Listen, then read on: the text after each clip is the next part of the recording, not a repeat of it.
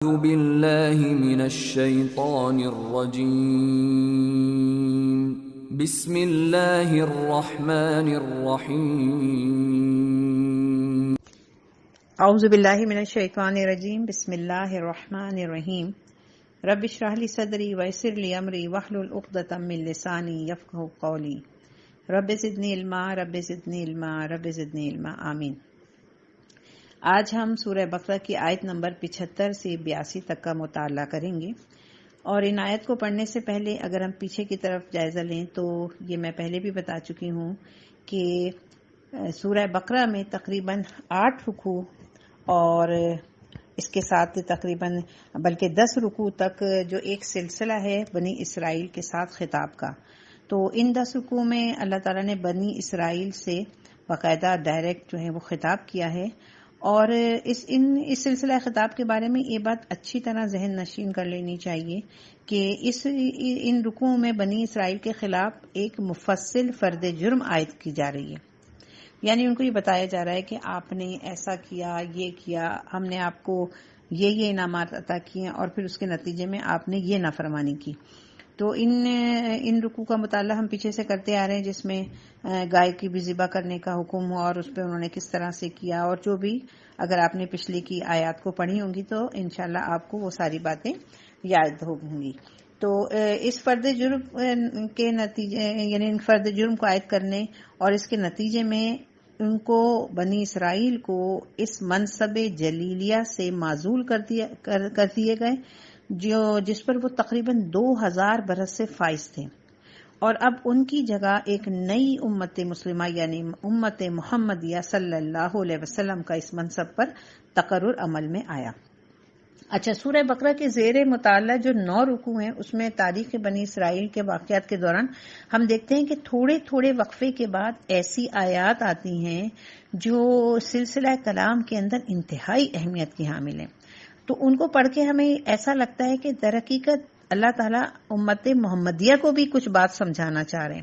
جیسے کہ دیکھیں آیت نمبر 61 ہے، اس میں کیا کہا، وَضُرِبَتْ عَلَيْهِمُ الذِّلَّةُ وَالْمَسْكَنَةُ وَبَاءُوا بِغَضَبٍ مِّنَ اللَّهِ، اور ان پر ذلت و خواری اور محتاجی اور کم ہمتی تھوپ دی گئی اور وہ اللہ کا غضب لے کر لوٹے۔ اچھا، تو معلوم یہ ہوتا ہے کہ ایک مسلمان امت جس پر اللہ کے بڑے فضل ہوئے ہیں اور اسے بڑے انعام و اکرامات سے نوازا کیا ہے، اور پھر اگر وہ اپنی بے عملی یا بد عملی دکھائے تو پھر اللہ تعالیٰ کی غضب کی مستحق وہ بھی ہوگی۔ یہ نہ سمجھا جائے کہ وہ امت محمدیہ ہے تو اس کو چھوڑ دیا جائے گا۔ دوسری دیکھیں ایک اور آیت ہے بڑی 74 آیت جو کہ ابھی پچھلی سبق میں گزری ہے، تو کتنی عظیم آیت ہے، ثم قست قلوبکم من بعد ذلک فہی کالحجارۃ او اشد قسوہ، پھر تمہارے دل سخت ہو گئے اس سب کے بعد، بس اب تو پتھروں کے مانند ہے بلکہ سختی میں ان سے بھی شدید تر ہے۔ گویا اسی امت مسلمہ کا یہ حال بھی ہو سکتا ہے کہ ان کے دل اتنے سخت ہو جائیں کہ سختی میں پتھروں کو مات دے دیں۔ تو اگر ہم اپنے آپ کو آج دیکھیں تو ہمیں کچھ ایسے ہی صورتحال نظر آ رہی ہے۔ تو دیکھتے ہیں آیت نمبر 75 میں اللہ تعالیٰ کیا فرماتے ہیں، بسم اللہ الرحمن الرحیم، افتطمعون، وہی سوالیہ، سوال پوچھا جا رہا ہے، سمجھ جائیے یہاں پہ سوال پوچھا جا رہا ہے، کچھ پوچھ رہے ہیں، کچھ بتا رہے ہیں، افتطمعون ان یؤمنوا لکم، تو کیا اے مسلمانوں تم یہ توقع رکھتے ہو کہ یہ تمہاری بات مان لیں گے؟ کون؟ یہود۔ اچھا، اس آیت میں دیکھیں کہ ہوا کیا کہ مسلمان یا مومنین جو تھے تو ان کے سامنے کفار بھی تھے، یہود بھی تھے اور نصارہ تھے۔ اچھا، کفار کے بارے میں تو ان کا یہ تھا کہ ظاہر سی باتیں ان کے پاس تو کوئی کتاب بھی نہیں ہے، کوئی رسول بھی نہیں ہے، وہ تو مشرک ہیں، وہ بتوں کی پوجا کرتے ہیں، تو یہ اگر نہیں مانتے تو کوئی بات نہیں، لیکن جو یہود ہیں وہ تو موسیٰ کے علیہ السلام کے ماننے والے تھے، توحید کے بڑے علمبردار تھے اور آخرت کا بھی اقرار کرتے تھے، تو وہ مسلمانوں کو بڑا یہ خوش گمانی تھی کہ جیسے ہی آپ صلی اللہ علیہ وسلم یہ دعوت دیں گے تو یہ جھٹ پٹ جا کے مان لیں گے۔ تو اس بارے میں اللہ تعالیٰ کہتے ہیں کہ اے مسلمانوں، کیا یہ تم توقع رکھتے ہو کہ تمہاری بات مان لیں گے اور یہ تمہاری آرزو ہے فقط؟ وقت کانا فریق منہم، وقت کانا جبکہ حال یہ ہے کہ ان میں سے ایک گروہ، فریق کا لفظ ہم اردو میں بھی استعمال کرتے ہیں، مخالف یا گروہ، منہم ان میں سے، من مانے سے، ہم مانے ان میں سے، ان سب میں سے، یسمعون سماعت سے نکلا ہے، یسمعون سنتے ہیں، کلام اللہ اللہ کا کلام. تو ان میں سے گروہ میں سے کچھ ایسے ہیں جو جب سنتے ہیں اللہ کا کلام، ثم یحرفونہ پھر تحریف کر دیتے ہیں، بدل دیتے ہیں، من بعد ہی اس کے بعد، ما عقلوہ وہم یعلمون جبکہ وہ جانتے ہیں. یعنی یہ تو لفظی معنی، اب اس کا با محاورہ ترجمہ کیا ہوا، جبکہ حال یہ ہے کہ ان میں سے ایک گروہ ایسا بھی ہے جو اللہ کا کلام سنتا ہے اور پھر خوب سمجھ بوجھ کر دانستہ اس میں تحریف کرتا ہے. اب اللہ کے کلام میں یا توریت میں یا جو اللہ کا کلام ہے اس میں تحریف کون کرے گا آپ کے خیال میں؟ کیا کوئی عام آدمی ایسی کر سکتا ہے؟ عام آدمی کی تو یہ مجال ہی نہیں ہے. یقیناً یہ وہ گروہ ہے جو کہ علماء کا گروہ ہے. تو دیکھیں اب اگلی آیت میں بڑی عجیب بات سامنے آ رہی جس میں مسلمانوں وہ آیت یہ ہے، جب آپ آگے آیت پڑھیں گے اس سے پہلے سننے کہ جس طرح مسلمانوں کے درمیان منافقین موجود تھے، بالکل اسی طرح یہود میں بھی منافقین تھے. اچھا، یہود میں سے کچھ لوگ ایسے تھے کہ جب ان پر حق منکشف ہو گیا تو اب وہ اسلام کی طرف آنا چاہتے تھے.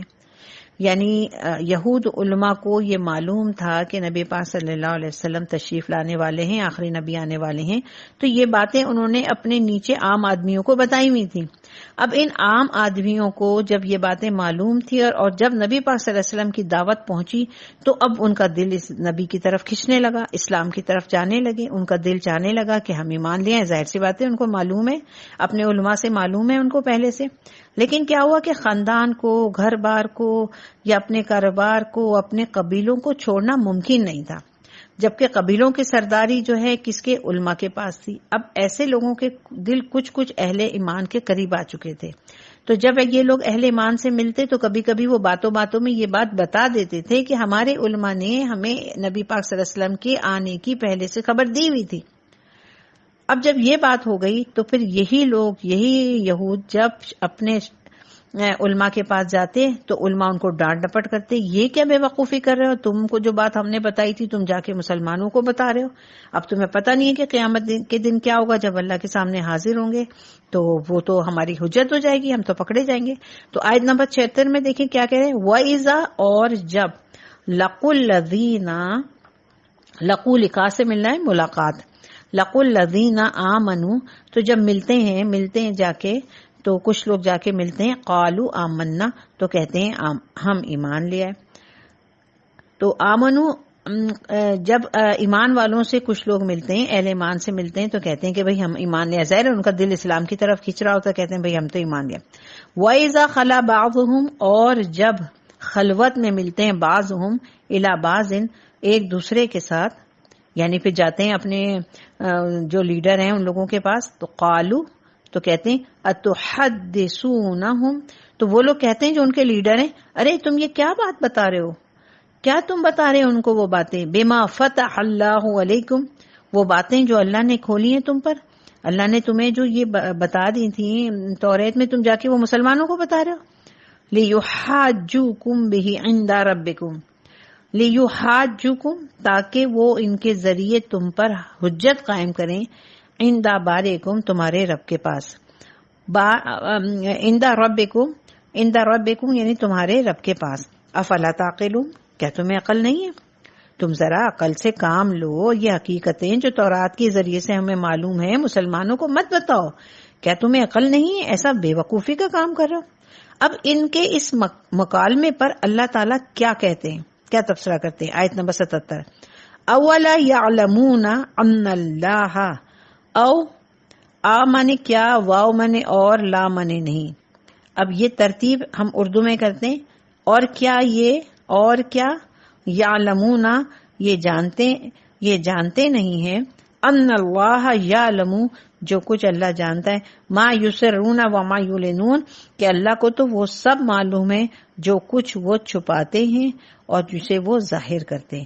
سر کہتے ہیں چھپا دینا، سر یسرون وہ چھپا لیتے ہیں، اور یعلنون جسے وہ ظاہر کر دیتے ہیں، علم میں لے آتے ہیں. تو کیا مطلب ہوا اس آیت کا؟ اور کیا یہ جانتے نہیں ہیں کہ اللہ کو تو معلوم ہے وہ سب کچھ جو وہ چھپاتے ہیں اور وہ سب کچھ بھی جسے وہ ظاہر کرتے ہیں. آیت نمبر 78 وَمِنْهُمْ أُمِّيُّونَ اور ان میں بعض ان پڑھ ہیں. اچھا، امی کا لفظ قرآن مجید میں اصطلاحاً تو مشرکین عرب کے لیے آتا ہے، اس لیے کہ ان کے اندر پڑھنے لکھنے کا کوئی رواج ہی نہیں تھا، کوئی آسمانی کتاب ان کے پاس تھی نہیں. لیکن یہاں یہود کے بارے میں کہا جا رہا ہے کہ ان میں سے بھی ایک طبقہ ان پڑھ لوگوں پر مشتمل ہے، جیسے آج مسلمانوں کا حال یہ کہ اکثر و بیشتر جاہل ہیں. ان میں بعض اگرچہ PhD بھی ہوں گے لیکن انہیں قرآن کی الف ب نہیں آتی. دیکھیں، اسلام کے نزدیک پڑھا لکھا وہ شخص ہے جو کہ دین کا علم رکھتا ہے. یہ دنیا کے پڑھا لکھا پنا تو کیا ہے، وہ تو دنیا میں رہے گا، دنیا میں جانے کے بعد وہ وہیں کہیں ختم ہو جائے گا. تو کیا کہتے ہیں، لا یعلمون الکتاب الا امانی، وہ کتاب کا علم نہیں رکھتے. لا مانے نہیں، یعلمون علم رکھتے، کتاب الا امانی سوائے بے بنیاد آرزوؤں کے. یعنی ایسے لوگ اپنی کتاب سے تو واقف نہیں ہیں، بس کچھ اپنی خواہشات ہیں، آرزویں جن کو تکیہ لگا کے رکھے ہیں. جیسے کہ کہتے ہیں کہ بھئی ہم جنت میں جائیں گے، ہم تو بڑے چہیتے ہیں، ہماری تو شفاعت ہو ہی جائے گی. اگر ہم اس سب باتوں کو ابھی بھی دیکھ لیں، ابھی بھی اگر ہم ان باتوں کو غور کریں اور اپنے اندر جھانک کے دیکھیں تو ہمیں بھی یہی کچھ محسوس ہوگا کہ ہم لوگوں نے بھی مسلمانوں میں بڑی بڑی آرزویں لگا رکھی ہیں کہ عمل کچھ نہیں ہے اور جناب بہت اچھی ہمیں شفاعت بھی مل جائے گی، ہم تو مسلمان ہیں، کلمہ پڑھ لیا ہے، اب تو ہم سیدھے جنت میں چلے جائیں گے. وَإِنْهُمْ إِلَّا يَظُنُّونَ، اور وہ کچھ نہیں کر رہے مگر ظنو، اپنے گمان پر چلے جا رہے ہیں. یعنی کیا کہہ رہے ہیں کہ یہ جو یہود ہیں انہوں نے اپنے جو گمان باندھے ہوئے ہیں کہ ہم تو بڑے مسلمان ہیں، ہم تو بڑے مومن ہیں، وہ بھی اپنے آپ کو مومن کہتے تھے، وہ بھی اپنے آپ کو مسلمان کہتے تھے کیونکہ وہ اللہ پر آخرت پر ایمان رکھتے. تو آگے آیت نمبر 79، فَوَيْلٌ لِّلَّذِينَ، فَوَيْلٌ لِّلَّذِينَ، پس، فا مانے پس، ویل مانے ہلاکت، بربادی. بربادی ہے لِلَّذِينَ، ان لوگوں کے لیے، یکتبون، کتابت سے نکلا ہے، کتابت کرتے ہیں نا کسی چیز کی کتاب لکھنا، یکتبون وہ لکھتے ہیں، یکتبون الکتاب جو لکھتے ہیں کتاب کو، بِأَیْدِیہم، بی مانے ساتھ سے، عید کہتے ہیں ہاتھوں کو، ہم مانے اپنے. تو کیا مطلب ہوا، بِأَیْدِیہم اپنے ہاتھوں سے. فویل للذین، پس بربادی ہے ان لوگوں کے لیے جو لکھتے ہیں کتاب کو اپنے ہاتھوں سے. یہاں ویل کے بارے میں بعض روایتوں میں آتا ہے کہ یہ جہنم کا ایک طبقہ ہے اور وہ ایسا طبقہ ہے کہ جس سے جہنم خود پناہ مانگتی ہے. ویسے بربادی کے لیے بھی یوز ہوتا ہے. ثم، پھر، یقولون ھذا من عند اللہ، پھر یہ کہتے ہیں یہ اللہ کی طرف سے. یعنی کتاب میں کچھ تبدیلی کرتے ہیں اور پھر یہ اللہ پہ یہ بہتان باندھ دیتے ہیں کہ یہ اللہ نے کہا ہے. لیشتروا بہ ثمنا قلیلا، تاکہ لیشتروا کہ تاکہ وہ حاصل کر سکیں بہ ثمنا قلیلا، بالکل حقیر سی قیمت. یعنی لوگ علماء یہود سے شرعی مسائل دریافت کرتے ہیں تو وہ اپنے پاس سے مسئلے گڑ گڑ کر فتوے دیتے ہیں اور لوگوں کو باور کراتے ہیں کہ اللہ کی طرف سے ہی ہے، یہی دین کا تقاضا ہے. اب اس فتوے نویسی میں کتنے کچھ واقعتاً انہوں نے صحیح بات کہی، کتنی ہٹ دھرمی سے کام لیا اور کس قدر رشوت پر مبنی کوئی رائے دی. اللہ کے حضور جانے کے بعد سب دودھ کا دودھ اور پانی کا پانی ہو جائے گا.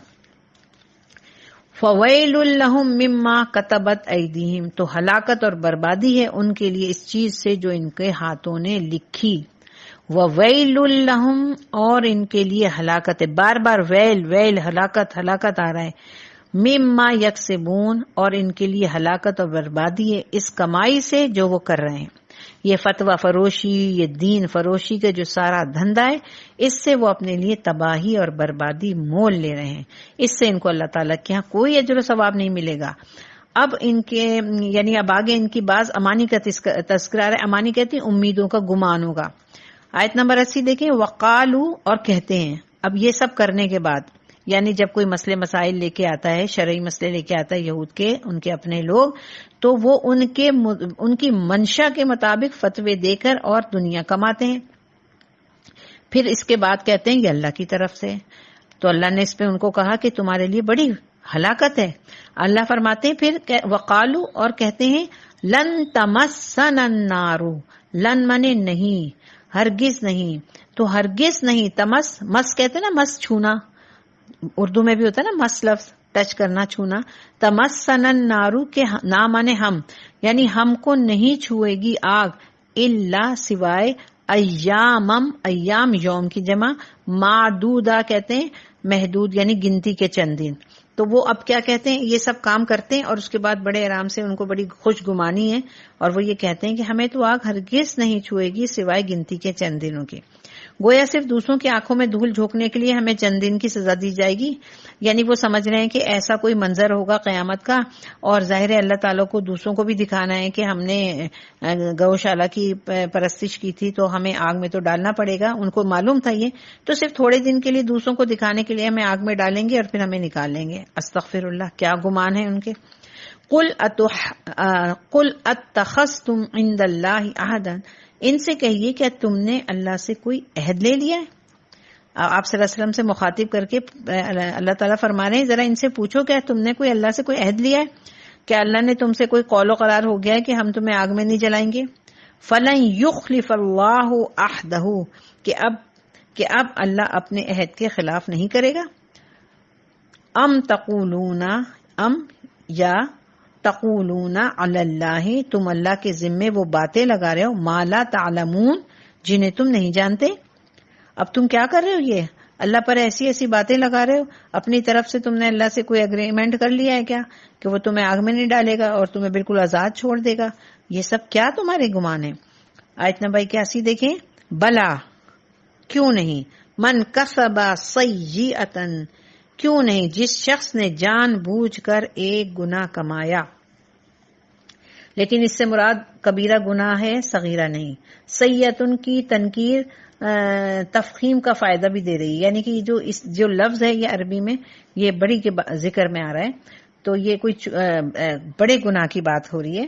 وَأَحَاطَتْ بِهِ خَطِيئَتُهُ، اور اس کا گھراؤ کر لیا اس کے گناہ نے. اب دیکھیں اس کو کس طرح سے سمجھا رہے ہیں ڈاکٹر اسرار احمد. مطلب ایک شخص سود خوری سے باز نہیں آ رہا، باقی وہ نماز کا بھی پابند ہے، تہجد کا بھی اہتمام کر رہا ہے، تو اس ایک گناہ کی برائی اس کے ارد گرد اس طرح چھا جائے گی کہ پھر اس کی ساری نیکیاں ختم ہو کر رہ جائیں گی. ہمارے مفسرین نے لکھا ہے کہ گناہ کے احاطہ کر لینے سے مراد یہ ہے کہ گناہ اس پر ایسا غلبہ کر لیں گے کہ کوئی جانب ایسی نہیں ہوگی کہ گناہ کا غلبہ نہ ہو، حتیٰ کہ دل سے ایمان اور تصدیق رخصت ہو جائے گا. علماء کے ہاں یہ اصول مانا جاتا ہے کہ المعاصی برید الکفر، یعنی گناہ تو کفر کی ڈاک ہوتے ہیں. گناہ پر مداومت کا نتیجہ بالآخر یہ نکلتا ہے کہ دل سے ایمان رخصت ہو جاتا ہے. ایک شخص اپنے آپ کو مسلمان سمجھتا ہے لیکن اندر سے ایمان ختم ہو چکا ہے. جس طرح کسی دروازے کی چوکھٹ کو دیمک چاٹ جاتی ہے اور اوپر لکڑی کا ایک باریک پرت چھوڑ جاتی ہے. تو کیا کہہ رہے ہیں اللہ تعالیٰ کہ یہ جو ان کے اوپر جو گناہوں کا جو ایک غلاف چڑھ گیا ہے، اور مزے کی بات یہ ہے کہ اگر کسی شخص کو گناہ کا احساس ہو جائے تو یہ امید ہوتی ہے کہ وہ توبہ کر لے گا، یقیناً طور پہ وہ توبہ کر لے گا. لیکن ایک ایسا شخص جو اپنے آپ کو بالکل صحیح سمجھ رہا ہے اور پھر گناہ کرے جا رہا ہے، تو اب کیا ہوگا، یقیناً اس کے نتیجے میں اس کا ایمان جاتا رہے گا. فَأُولَٰئِكَ أَصْحَابُ النَّارِ، پس یہی ہیں آگ والے، ہم فیہا خالدون، وہ اسی میں ہمیشہ رہیں گے. آیت نمبر 82. وَالَّذِينَ آمَنُوا وَعَمِلُوا الصَّالِحَاتِ، اور اس کے برعکس جو لوگ ایمان لائے اور نیک عمل کریں. اب نیک عمل کے بارے میں ہر شخص نے اپنا ایک تصور اور نظریہ بنا رکھا ہے. دیکھیں یہاں پہ کیا مزے کی بات لکھتے ہیں ڈاکٹر اسرار احمد. جبکہ نیک عمل سے قرآن مجید کی مراد دین کے سارے تقاضوں کو پورا کرنا ہے. محض کوئی خیراتی ادارہ یا کوئی یتیم خانہ کھول دیا یا بیواؤں کی فلاح و بہبود کا انتظام کر دیا اور سودی لین دین اور دھوکہ فریب پر مبنی کاروبار ترک نہ کرنا نیکی کا مسخ شدہ تصور ہے. یعنی کیا کہہ رہے ہیں اسرار صاحب، یہ فرما رہے ہیں کہ ایک شخص جو ہے وہ پورے طریقے سے گناہوں والا کام کر رہا ہے، حرام کھا رہا ہے، حرام خوری کر رہا ہے، اور پھر اس حرام کے پیسے سے کوئی خیراتی ادارہ بنا دیتا ہے، کوئی یتیم خانہ کھول دیتا ہے. اب دیکھیں نیکی تو اچھی ہے نا اس کا کام، لیکن اس کو گند کس نے کر دیا، وہ اس کے حرام پیسے نے کر دیا. اب یہ نیکی ایک دم مسخ شدہ تصور ہے نیکی کا. اور پھر مزے کی بات کہ وہ بہت آرام سے خوش فہمی میں مبتلا ہے کہ جناب میں جو ہوں کہ بہت زبردست طریقے سے نیکیاں کما رہا ہوں اور یقیناً میرا پلڑا جو ہے نیک کاموں کا جو ہے وہ بڑھا رہے گا. اولئک اصحاب الجنہ. تو اب یہاں جو نیکی کا جو اصل مفہوم ہے اس کو کرنے کے بعد پھر اللہ تعالیٰ جو لوگ وہ نیکی کریں گے جس کا اللہ نے حکم دیا ہے تو پھر ان کے لیے خوشخبری دی ہے، اولئک اصحاب الجنہ، یہی ہیں جنت والے، ہم فیہا خالدون، اور اسی میں ہمیشہ رہیں گے، ہم مانے وہ سب، فیہا اس میں، خالدون ہمیشہ رہیں گے۔ تو یہ رکوع میں آپ دیکھیں کہ کس طرح سے یہودیوں کی بتایا گیا ہے کہ یہودیوں کو کس قسم کی خوش فہمیاں تھیں۔ تو در حقیقت یہ یہودیوں کو تو تھیں، لیکن اگر ہم یہ رخ اپنی طرف کریں تو آج ہمیں بھی یہی لگے گا کہ ہم بھی اسی قسم کی کسی ساری خوش فہمیوں میں مبتلا ہیں۔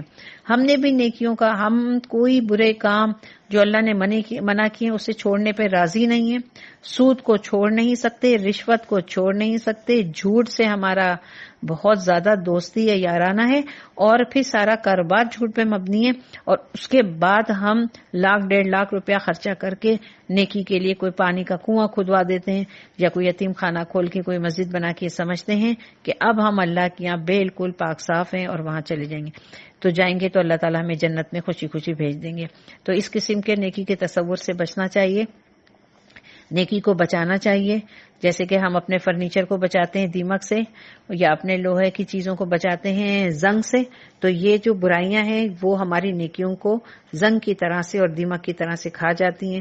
تو در حقیقت ہمیں اپنا تزکیہ کرنا ضروری ہے کہ ہم اپنے آپ کو دیکھتے رہیں کہ کہیں ایسا تو نہیں ہے کہ جو ہمارے پاس نیکیوں کا جو ایک پوٹلا ہے اس کے اندر کہیں نیچے سوراخ ہو جس کی وجہ سے ساری نیکیاں ہماری ضائع ہو رہی ہیں۔